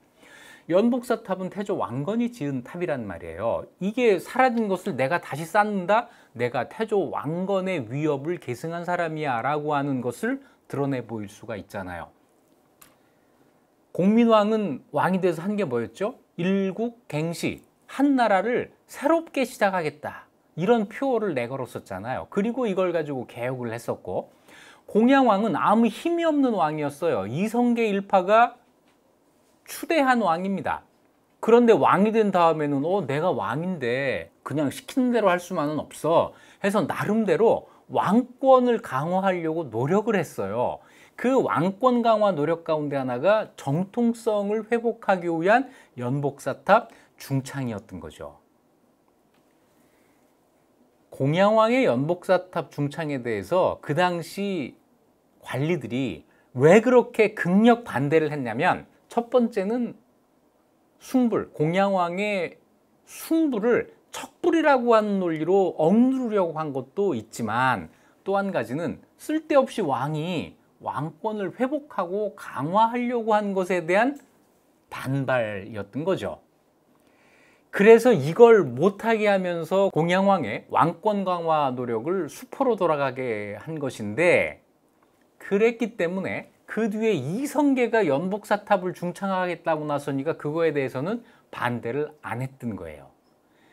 자, 이성계의 주장으로 연복사탑 중창 사업이 고려 아주 말기에 시작이 됐고, 그것이 끝난 게 조선이 건국된 다음 조선 초의 일입니다. 1392년 12월 조선이 건국되고 5달 뒤죠. 연복사탑 중창이 완료가 됩니다. 높이 60m의 탑이 다시 세워진 거예요. 이 탑은 조선시대에도 계속 있었어요. 조선 전기까지만 해도 개성을 유람한 선비들이 이 탑 위에 올라가서 개성을 바라보는, 지금의 남산타워 이런 역할을 했었던 거죠. 그리고 이걸 중창했다는 사실을 커다란 비석에 글로 써서 새깁니다. 이 글을 쓴 사람은 권근이고, 권근이 한 1000자 정도, 1000자 정도 되는 한문으로 중창 비를 써요. 그리고 이거를 이제 비석에 세우는데, 그 비석이 지금 어딨냐면요, 놀랍게도 용산역 앞에 있는 철도회관 정원에 있습니다. 아니, 개성에 있어야 될 이게 왜 용산까지 왔을까요? 개성과 용산을 잇는 철도가 만들어지면서, 이게 경의선 철도잖아요. 개성에 있던 이 비석을 일본으로 가져가려고 철도에 싣고 내려온 거예요. 그러다가 무슨 일인가로 더 이상 가지 못하고 거기에 버려졌는데, 이 비석이라고 하는 것은 거북이 같은 게 아래에서 받치잖아요. 이 거북이를 귀부라고 하고, 비석을 그 위에 세우고 비석 위에다가는 이무기 모양의 돌을 조각을 합니다. 이걸 이수라고 해요. 비신이라고 하고, 그래서 이수, 비신, 귀부 세 수로 구성이 되는데, 지금은 이 비신은 어디론가 사라지고 귀부와 이수 2개만 지금 용산에 남아 있습니다. 사진처럼 이렇게 초라한 모습으로 남아 있는데, 여기에 1000글자 정도를 세운 커다란 비신이 들어가면 꽤 장엄한 그런 비석이죠. 이런 비석 옆에 높이 60m의 탑이 있었던 거예요. 이게 완성이 된 거죠. 이걸 완성한 다음에 낙성식, 지금으로 치면 준공식이 되나요? 준공식을 거행하고 법회를 여는데 태조가 친히 연복사까지 행차했고 무학이 그 법회를 주관을 합니다. 이거를 하기 위해서 이성계에게 무학이 필요했던 거예요. 자, 탑을 만들었습니다. 이 탑에 대장경을 안치해요. 이건 무슨 얘기냐면요, 해인사에 대장경 경판이 있잖아요. 이건 인쇄할 수 있는 판이죠. 이걸 전부 인쇄를 하면 대장경 한 질이 만들어질 테죠. 이 대장경을 탑 안에 안치를 하는 행사를 하는 겁니다. 엄청난 행사예요. 이 탑이 굉장히 크니까 그 안에 대장경 인쇄본 하나가 들어가는 거고, 여기서도 무학이 강설을 합니다. 그러니까 이 연복사는 어떤 의미에서는 태조의 개인적인 복을 빌어주는 절로 다시 탄생한 거예요. 그리고 그런 모든 행사를 무학이 주관을 한 거죠. 왕사로서 국왕의 개인적인 불교 신앙을 지도해 주는 역할, 국왕이 정신적으로 의지하는 사람, 이런 존재로 무학이 등장하게 된 거죠. 이게 첫 번째 이유고요. 두 번째, 우리가 잘 아는 두 번째 이유, 천도와 관계가 있습니다. 자, 조선을 건국한 다음에 한 달도 못 돼서 태조 이성계가 한양으로 수도를 옮겨야겠다.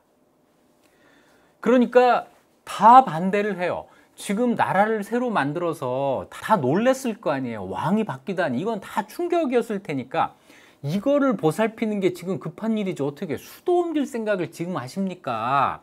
이래서 다 반대를 해요. 이성계가 모처럼 내가 왕이 돼가지고 정말 어떻게 보면 제일 먼저 내가 하고 싶은 건 이거야 라고 천도 얘기를 했더니 관리들이 다 반대를 하는 거예요. 좀 마상 이런 거 있었을 거요. 그런데 신하들 입장에서도 너무 불안한 거예요.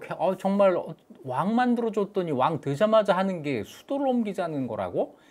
그래서 이성계가 8월 13일 날 그 얘기를 했고, 그 자리에서 반대를 했고, 9월 3일 날 수상이었던 백응념과 부수상, 아상이죠, 조준이 따로 찾아가 가지고 수도를 옮기는 일은 서둘지 말아 주십시오, 이렇게 아주 못을 박아요. 앞으로는 그 얘기 좀 더 하지 마세요.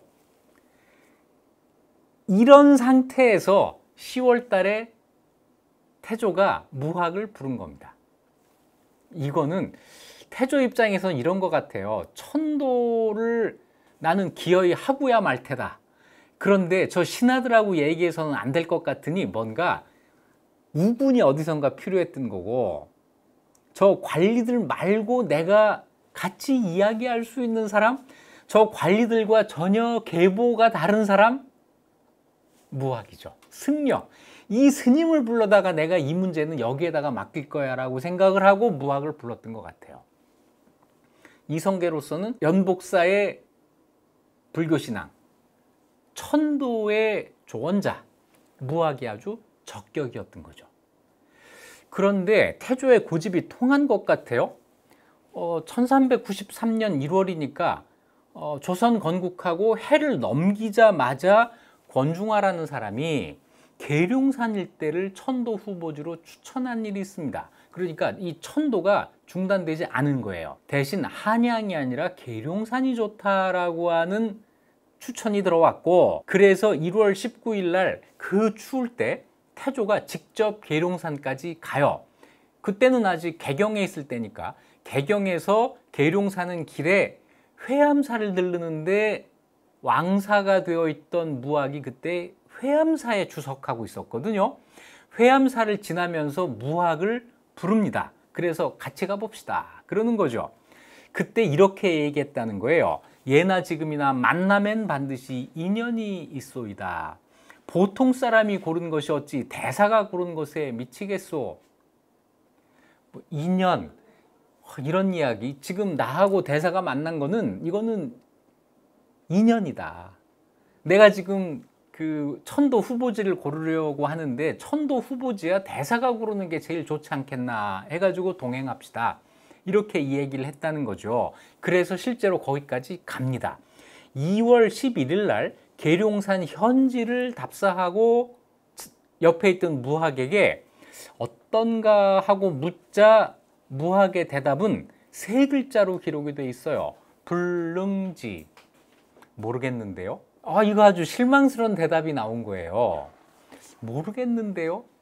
글쎄 이거는 아무리 잘 해석해도 여기는 아닌 것 같습니다 정도가 되겠죠. 정말 몰라서 모르겠다고 한 건 아닐 거고 아닌 것 같다라는 대답일 것 같은데 어쨌거나 무학이 어떤 대답을 했든지 간에 공사가 진행이 됩니다.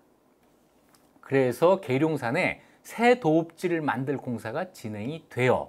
그게 이제 신도안이 되는 건데 그해 연말에 12월 달에 갑자기 이 공사가 중단이 됩니다.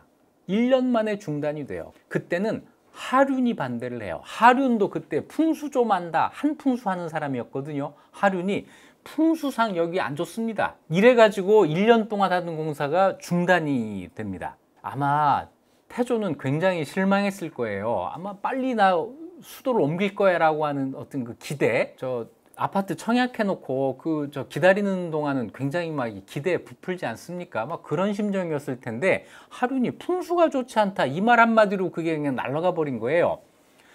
그러면 어디가 좋단 말이냐? 계속 이제 이 태조가 다그칩니다. 그랬더니 해를 넘겨서 1394년에 무학이 천도 후보지로 떠올라요. 무학, 여기 서울에 저 무학입니다. 무학제 고개에 있는 바로 거기에요. 8월 달에 태조가 직접 무학까지 와요. 이때도 무학이 동행을 했는데 이때 무학이 어떤 역할을 했는지는 자료에서 확인되는 게 없습니다. 태조에게 개인적으로 어떤 이야기를 했을 수도 있지만 어떤 이야기를 했는지는 우리가 지금 전혀 알 수가 없어요.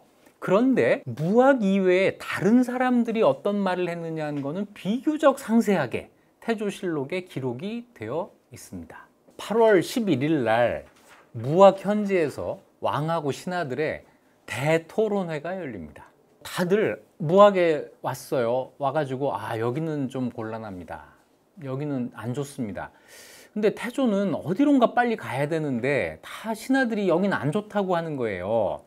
그래서 서운관, 여기가 이제 그 풍수 지리하는 사람들의 그 관청이니까 서운관 관원들 나와라 해가지고 물어봐요. 여기 어떠냐? 그랬더니 서운관 관원이 여기서 정말 바른 소리를 해요. 무학은 안 좋습니다. 옛날 이 관리들은요, 왕의 생각을 알면서도 옳다 그르다를 분명하게 이야기할 줄 아는 그런 게 있었어요. 요즘보다 더 낫지 않아요? 요즘 그 장관 고위 공무원들 이런 거 못하는 것 같은데요. 이때는 해요. 서운관 내의 말단관직인데도 여기 안 좋습니다. 그러니까 이 태조가 좀 낙심을 해요. 여기 좋다고 하면 좋다 옮기자 이제 하는 건데 그러면 어디가 좋으냐 이렇게 되물어요. 그랬더니 잘 모르겠습니다. 참 이러고도 살기를 바래요. 여기 안 좋고 잘 모르면 그러면 어떻게 하란 말이냐. 또 태조가 이렇게 물어요. 그랬더니 송경에 그대로 있는 것이 좋습니다. 천도하지 마세요. 뻔히 알면서 그냥 있는 것이 좋습니다. 이렇게 이야기를 한 거예요. 그러니까 태조가 여기서 화를 내요.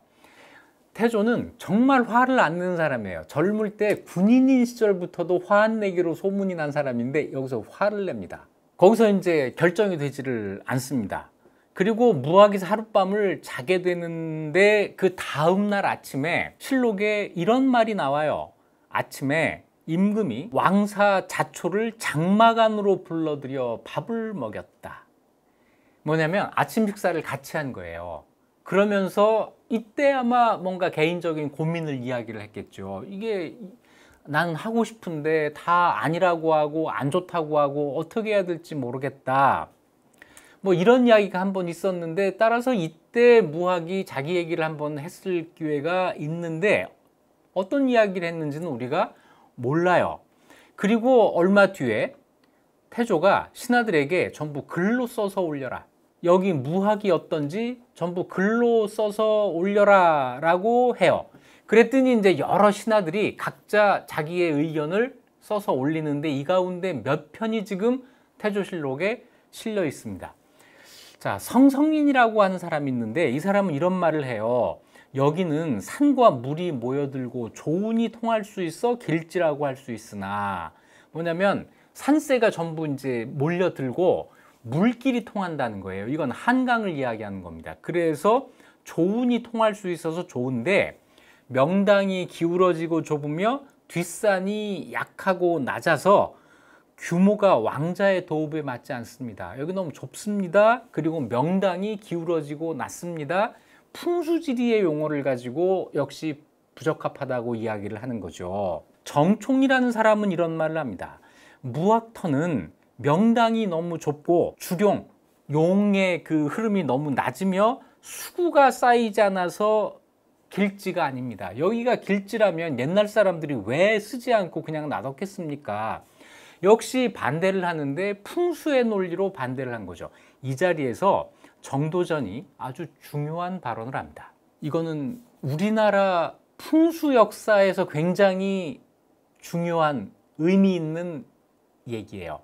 좀 길지만 이건 그대로 소개를 해보겠습니다. 무학이 나라 중앙에 위치하여 조운이 통하는 것은 좋으나 골짜기에 끼어 있어 안으로 궁궐과 밖으로 조정과 종묘사직을 세울 자리가 없으니 임금이 거처하기에는 좋은 자리가 아닙니다. 신은 음양술수의 학설을 배우지 못했는데 지금 여러 사람의 의논이 모두 음양술수를 벗어나지 못하고 있으니 실로 말씀드릴 바를 모르겠습니다. 그저 평일에 배운 대로 말하겠습니다. 주나라의 성왕이 어디에 도읍했는데 하면서 이제 중국의 얘기를 어쩌고 저쩌고 쭉 하는 거예요. 한 다음에 이것을 보면 사람에게 국가의 칠한 다스림과 다스려지지 않음이 걸려 있고 땅에 성쇠가 있지 않음을 알 수 있습니다. 이 무슨 얘기냐면 정치가 잘 되고 잘못되는 거는 사람에게 달려 있지 땅에 달려 있지 않다. 풍수지리의 논리를 전면적으로 부정한 거예요. 사람이 하는 것이다, 정치는. 이 말을 한 거죠. 그래서 이 한 구절이 우리나라 풍수지리의 역사에서 풍수로부터 벗어나는 계기를 만들었다라고 평가를 받게 되는 겁니다. 이게 1394년 8월 12일의 일이에요. 이 말을 한 뒤 지금까지 무려 629년이 흘렀습니다. 우리 지금 풍수 영향에서 완전히 벗어났어요? 629년 전에 한 일을 우리가 지금 못하고 있는 겁니다. 이 대목에서는 정말 부끄러워해야 됩니다. 풍수가 지금 이렇게 언급된다고 하는 것조차 부끄러운 일이고 놀라운 일입니다. 제가 한번 이야기했죠. 역사는 어지간해서는 반복되지 않는다. 그런데 이건 반복이 아니라 퇴보하고 있잖아요. 정도전이 이걸 보면 뭐라고 할까요? 이래서 정치는 사람이 하는 것이다. 풍수에서 벗어나야 된다. 이런 주장을 해요. 그래 놓고 풍수를 벗어나서 가장 수도가 되면 좋을 곳이 어디인지를 찾아야 합니다. 이것이 정도전의 주장이에요. 자, 이 정도 의논을 한 다음에 태조가 개경으로 돌아갑니다. 다 반대를 한 거예요. 무학은 안 좋습니다. 반대를 하니까 언짢은 기색으로 내가 개경에 돌아가 소격전에서 의심을 해결하리라. 점쳐보겠다는 거죠. 점칠 거야 하면서 이제 개경으로 돌아가는 길에 남경을 거치게 되는데, 그 남경이라고 말한 여기가 어디냐면 고려시대에 남경 궁궐이 있던 자리, 이게 지금 청와대 자리예요. 이 청와대 자리를 지나면서 거기 궁궐이 있으니까 거기에 머물게 되는데, 그 자리에 가서 태조가 그 지세를 본 겁니다. 보다가 여기가 어떠냐 라고 서운관 관리에게 물어요. 그러니까 서운관 관리가 어떻게 대답했냐면, 우리나라 경내에서는 송경이 제일이고 개경이 제일이고 여기가 다음입니다. 그런데 아쉬운 점이 있습니다. 서북 쪽이 낮고 물이 부족합니다. 이런 말을 해요. 그러니까 이 말을 들은 태조가 기뻐하면서 송경인 들었지 부족한 점이 없는가? 이곳의 형세를 보니 이거 도읍이 될 만하다. 더욱이 조운하는 배가 통하고 이수가 고르다. 이수가 고르다는 건 뭐냐면 국토의 중앙에 있다는 거예요. 그래서 국토의 이 조선에 어디에 사는 사람들이 서울에 올 때까지 거리가 거의 비슷하다. 이게 중앙에 있으면 그렇게 되는 거잖아요. 백성들에게도 편리할 것이다 해서 작정을 한 겁니다. 아, 여기가 좋겠구나, 여기로 해야지 작정을 한 다음에 옆에 있던 왕사 자초에게 어떠냐 하고 물으니 무학이 어떻게 대답을 하냐면, 여기는 사면이 높고 수려하며 중앙이 평평하니 성을 쌓아 도읍으로 정할 만합니다. 그러나 여러 사람의 의견을 따라서 결정하십시오. 이 말이 천도 후보지를 결정하는 과정에서 무학이 유일하게 한 말이에요. 여기 좋은데 다른 사람 의견을 따라서 결정하십시오. 이걸 어떻게 해석을 할까요? 이걸 주도적인 역할을 했다, 이렇게 해석할 수 있을까요? 자, 그래서 이제 임금이 여러 재상과 의논을 하니 하륜만 빼고 나머지가 모두 꼭 천도를 하려면 여기가 좋겠습니다. 왜 하륜은 뺐냐면 하륜은 끝까지 무학으로 가야 된다고 주장을 했거든요. 자, 하륜 빼고 다 굳이 도읍으로 옮기려면 여기가 좋겠습니다 해서 한양이 도읍으로 정해진 거예요. 무학대사가 천도를 주도했다? 저는 정황상 어려웠을 거라고 봐요. 첫째, 천도를 가장 강력하게 희망하고 주장한 사람은 태조입니다. 그런데 태조는 무학을 만나기 전에 이미 결심을 하고 있었어요. 무학을 만나서 그런 결심을 한 게 아니니까 무학이 태조로 하여금 그런 결심을 하게 한 게 아니라는 거죠. 천도 후보지를 추천한 사람은, 계룡산을 추천한 사람은 권중화, 무학은 하륜이 추천했고, 남경, 여기는 우연히 지나다가 보고 여기가 어떤가 해서 결정이 된 겁니다. 따라서 무학이 지금 남경 자리를 추천했다고 볼 수도 없어요.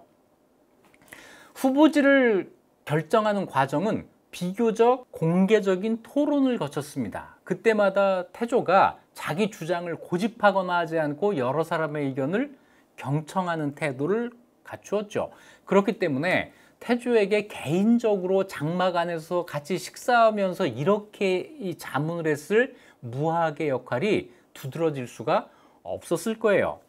게다가 한양은 풍수상 결함이 있다는 걸 다 알고 있었습니다. 그럼에도 불구하고 풍수의 결함을 조운이 통하고 국토에 중앙이 있다고 하는 아주 현실적인 이유로 감싸면서 결정이 됐단 말이에요. 따라서 풍수를 무학이 잘한다고 하더라도 무학의 역할이 여기에서 적극적으로 발휘되기가 어려웠겠죠. 그리고 무엇보다도 천도지를 결정하는 과정에서 무학이 직접 어떤 역할을 했다, 어떤 말을 했다라고 하는 기록이 지금 없습니다.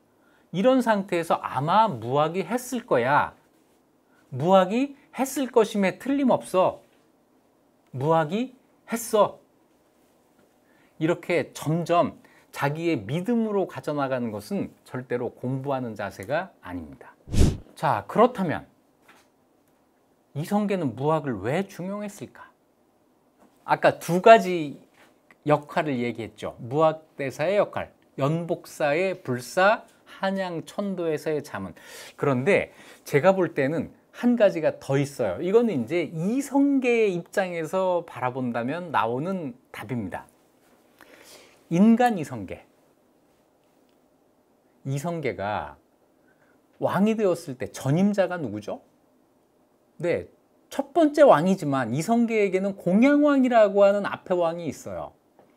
이성계는 공양왕이 왕 노릇을 하는 걸 보면서 아마 저렇게 해야지, 저렇게 하지 말아야지, 이런 생각을 아마 틀림없이 했겠죠.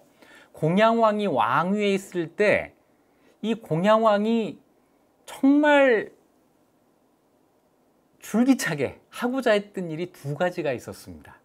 한 가지가 연복사탑 중창이에요. 연복사탑 중창을 통해서 왕권을 회복하겠다, 이런 생각을 한 거죠. 또 한 가지는 한양천도였습니다.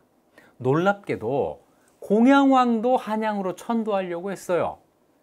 이때 천도의 이유가 이겁니다.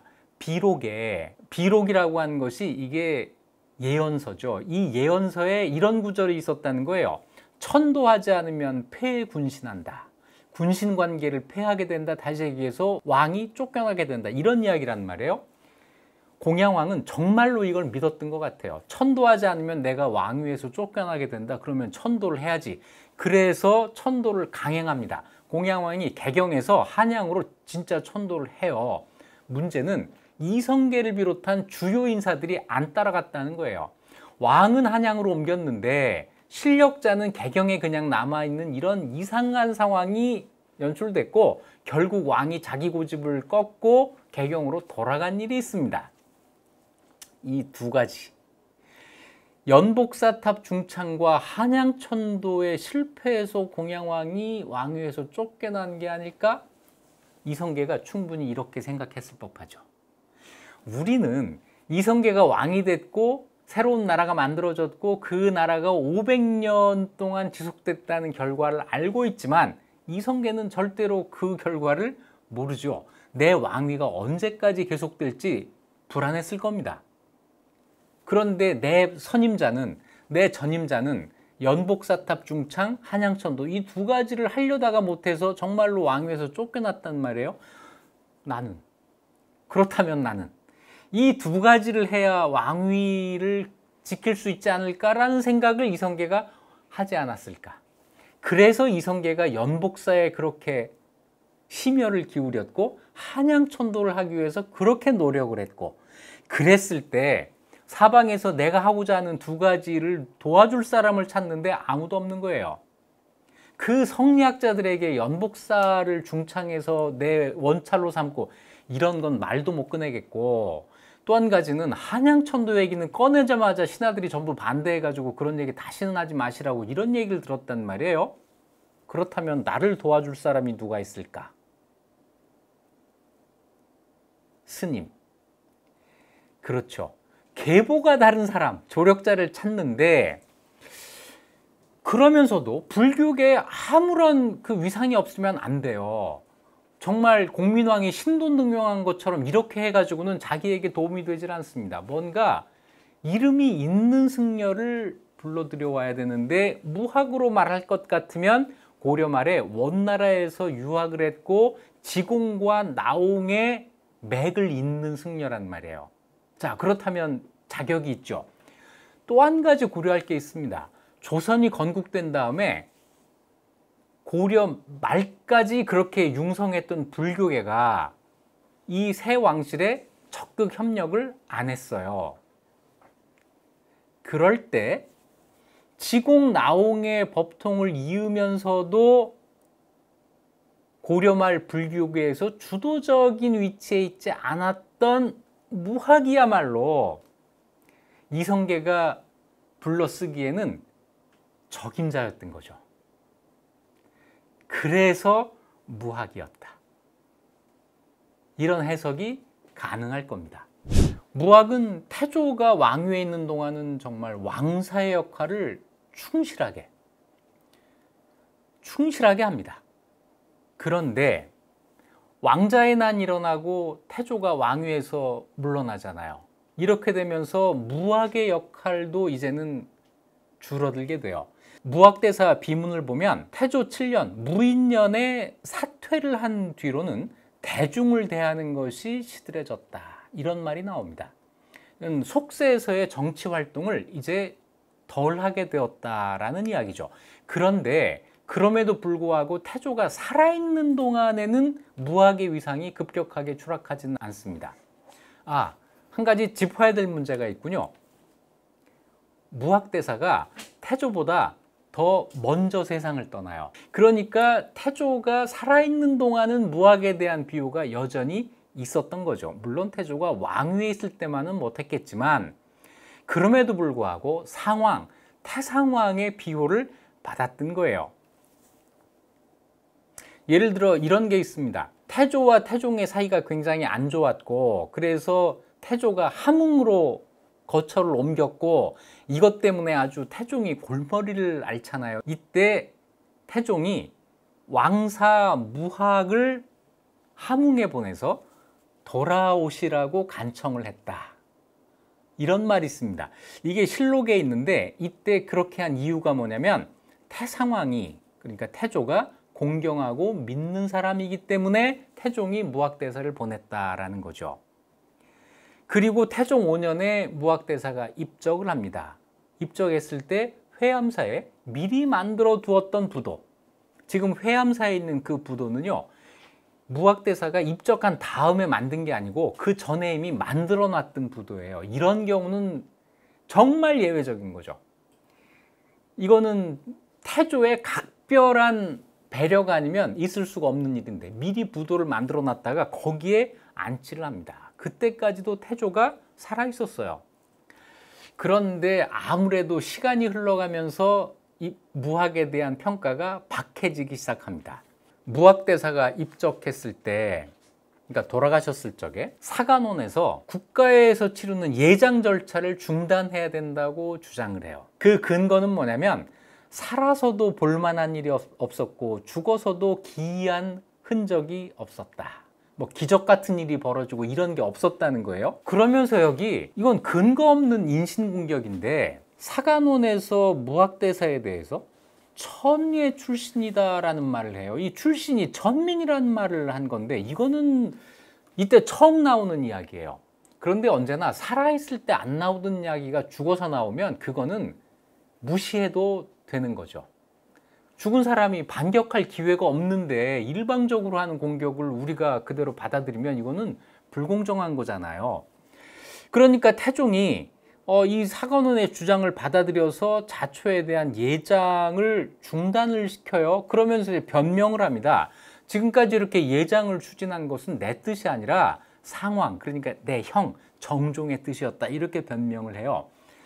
이러니까 사간원에서 이제 더 고무돼 가지고 부도를 헐어버리고 해고를 흩어버립시오, 이런 아주 극단적인 요구까지 합니다. 여기에 대해서는 태종이 답을 하지 않지만 장례 절차가 지연된 것은 어쩔 수가 없어서 입적한 지 5년 뒤에야 묘엄존자라고 하는 시호가 내려지고 변계량에게 그 비문을 짓게 하고 이러면서 부도가 제대로 서게 됩니다.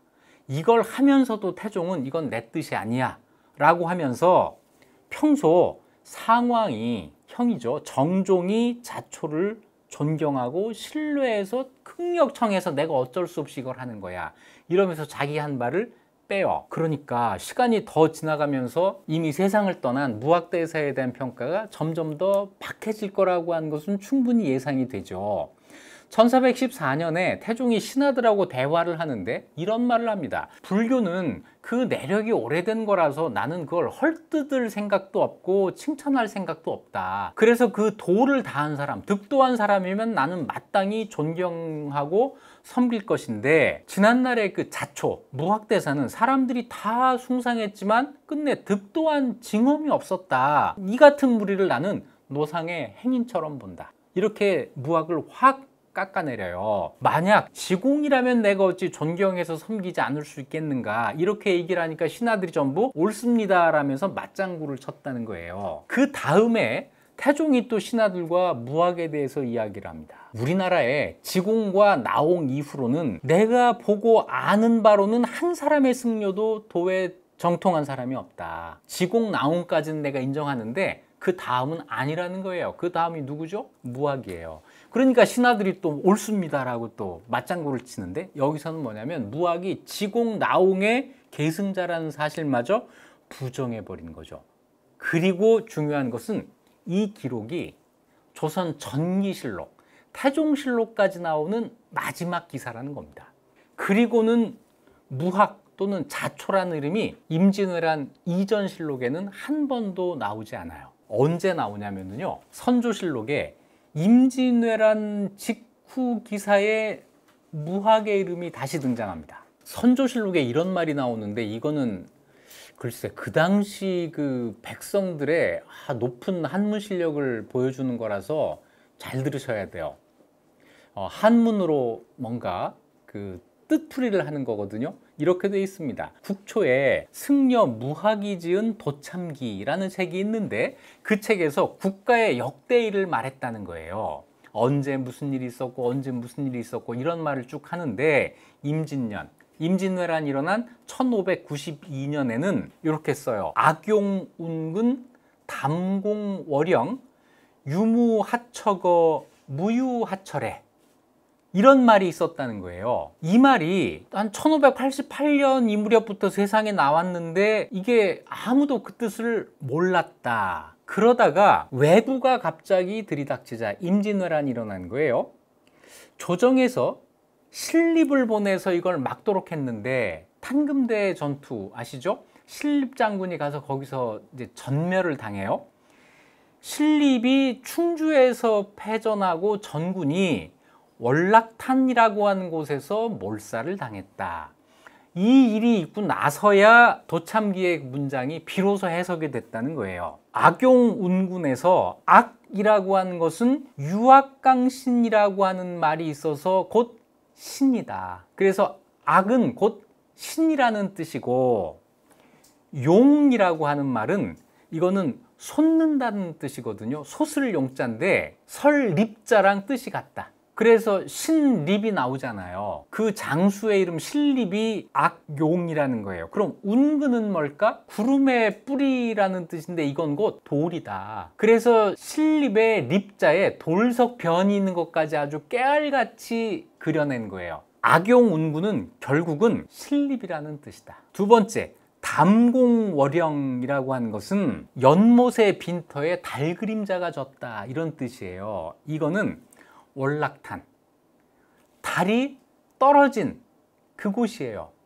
전군이 몰살당한 월락탄을 담공월영이라고 표시한 것이다. 그래서 신립 월락탄, 신립의 군대가 월락탄에서 전멸됐다. 이게 이 말이라는 거죠. 그 다음에 유무하처거 무유하철에는 도성안의 백성들이 어디론가 가고 어디선가 왜구가 입성한다는 말이다. 이거 막 너무 막 이렇게 억지로 끼워 맞춘 것 같지 않아요? 어쨌건 이런 말이 도는 이유는 임진왜란의 충격 때문이죠. 임진왜란의 충격을 받은 그 당시 조선의 백성들이 옛날 무학대사가 이런 말을 했어라고 하는 말을 만들어내기 시작한 거죠. 이러면서 무학이 소환이 된 겁니다. 200년의 공백을 깨고 소환된 거예요. 이러면서 이제 이 조정에 대한 각종 불만, 비판 이런 것들이 조선 초의 승려였던 무학을 통해서 분출이 되기 시작한 겁니다. 자, 조선 초의 이 무학의 역할과는 전혀 다르게 조선 후기에 부활한 무학은 민심을 대변하는 사람의 역할을 하게 돼요. 그러면서 민간에서는 이 무학의 위상이 점점 더 높아져서 신승이라고 불리게 됩니다. 자, 신승, 정말 신 같은 스님 이런 뜻이에요. 이러면서 조선 초에 무학이 살았을 때는 없던 이야기들이 이때부터 나오기 시작해요. 현종 때에 이릅니다. 태조의 능, 건원능은 우리 태조대왕과 신승 무학이 같이 잡은 자리입니다. 무학이 지금 건원능 자리를 잡았다는 이야기, 이거 이때 처음 나오는 거고요. 남소문은 무학이 창건한 문입니다. 남소문, 도성의 4대 문 가운데 남소문이 무학이 창건한 말이라는 것도 여기에 나오고, 또 영조 때 가서 이런 말도 나옵니다. 와우산, 저기 그 홍익대학교에 있는 그 와우산, 이 와우산은 속담에 전해오기를 태조께서 도읍을 정하실 때 무학이 내룡, 이 산줄기를 따라 이곳에 와서 여기는 하늘이 만든 부국, 부자가 될 터이다 라고 말을 했다는 거예요. 그래서 여기에 창고를 지었다. 살아있을 때 없던 이야기가 죽고 난 뒤 300년, 400년이 되어서 다시 나온 거예요. 이거를 믿을 수 있을까요? 자, 돌아보겠습니다. 조선 초에 한양의 도읍을 정할 때 무학대사가 중요한 역할을 했다고 우리가 알고 있습니다. 그런데 우리의 그 지식은 어디서 나온 걸까요? 우리가 어떻게 그 사실을 알게 된 걸까요? 조선 후기 사람들의 생각입니다. 조선 후기부터 그런 생각을 했으니까요. 그렇다면 조선 후기 사람들은 300년, 400년 전의 그 일을 어떻게 알 수 있었을까요? 우리에게 없는, 우리가 가지고 있지 않은 어떤 기록이 그때 있었을까요? 그 기록이 있었다면 조선 후기 사람들은 왜 그 근거를 남기지 않았을까요? 역사적 사실과 내가 알고 있는 지식이 다를 수 있습니다. 역사적 사실은 기록을 통해서 확인되는 것으로 구성이 되는 거예요. 내가 알고 있는 지식은 여기저기서 들은 이야기가 많이 포함이 되어 있죠. 이 둘 중에 어느 것이 역사라고 믿으시겠습니까? 어떤 사람은 역사는 관점에 따라서 달라진다고 이야기를 합니다. 맞는 이야기입니다. 하지만 반만 맞는 이야기입니다. 근거가 없이 관점에 따라서 역사가 달라진다면 그건 역사가 아니죠. 나의 생각일 뿐입니다. 근거 없는 나의 생각을 지식으로 언제까지 고집하시겠습니까? 지금까지 이익 주는 역사 이익주였습니다.